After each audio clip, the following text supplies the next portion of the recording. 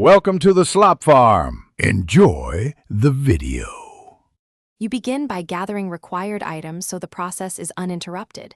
Your government ID, phone for verification, payment method, and tax info. Go to Amazon. And click Sign In, then create your Amazon account, enter your legal name, email, and a strong password. Once done, verify your email by entering the code Amazon sends. Make sure to choose individual versus business now because it affects tax forms and billing options. This immediate choice prevents rework later. Next, complete your profile and prove your identity. You will add a shipping or billing address, confirm your phone via SMS, and enable two-factor authentication for security. If you chose business, enter your EIN, business display name, and company contact info. This ties to invoices and tax reporting. Then link a credit card or bank account and ensure the billing address matches your card statement to avoid verification flags.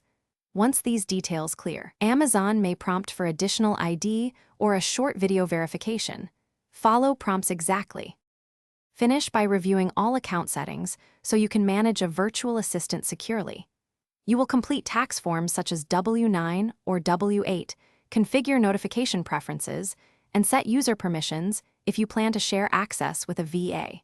Create IAM or sub-user roles where available and limit permissions to necessary tasks. Once submitted, monitor the account health and verification pages. Make sure to upload any requested documents promptly. If verification stalls, the key troubleshooting tip is to upload clear scans and contact Amazon support with your case ID.